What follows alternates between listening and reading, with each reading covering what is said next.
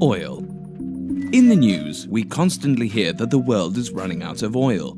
This should mean that worldwide supply will be smaller and the price of oil will be higher. However, the opposite is happening. Oil prices have dropped significantly, making oil relatively cheaper than ever. How is this possible? The price of oil, gas and coal is formed by supply and demand. Until recently, three forces influence this. Which forces are these? The first force is the growing importance of oil in our economy.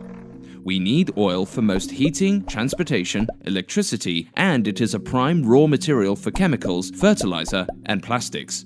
Because we use so much oil, the demand continues to increase. The second force is the emergence of monopoly positions. When capitalism reigns, multinational oil companies, merchants, and even individual investors can obtain monopoly positions in various parts of the production process. This allows them to set a price for their part of the process and hence impact the overall price of oil. The third force is the collection of geopolitical games being played in order to gain political power. An example is the nationalization of oil companies in a country, allowing the government to control production supply and impact the price of oil.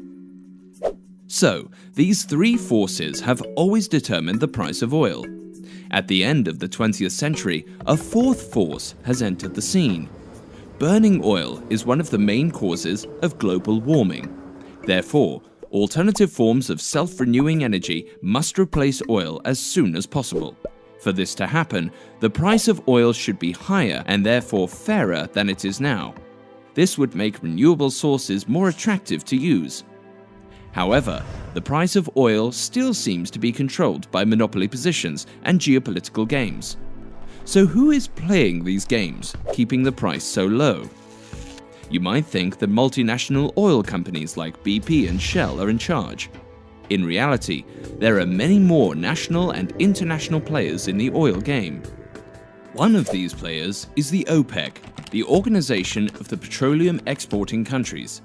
Forming this alliance of 12 already influential oil-producing countries made them powerful enough to determine worldwide supply and hence control the price in the past decades.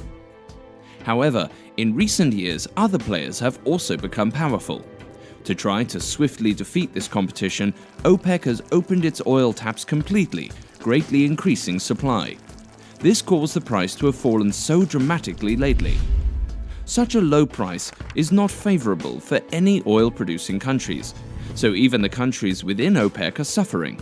Yet, founder Saudi Arabia persists in hope of defeating competitors and securing OPEC's dominance in the worldwide oil trade. One of the powerful new players is Russia. Whenever OPEC carefully decreased production to stabilize the price of oil, Russia gradually increased its market share. This has resulted into Russia becoming one of the world's leading exporters of oil. Another major player, China, uses different tactics. Instead of taking on the competition, they economically stimulate several poor countries, mostly in Africa, in exchange for the rights to drill there and import the oil directly to China. This allows China to keep most of their oil trade away from the world market. The United States was always highly dependent on OPEC for their oil.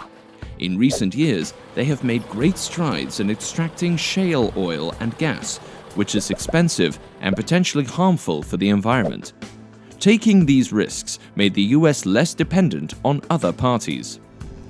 With all these new players in the oil game, it seems that OPEC is losing the power to determine the oil price. So what will happen now? One scenario is that OPEC will succeed in crushing the new competition and have the power again. Or will all oil-producing parties survive with this low price?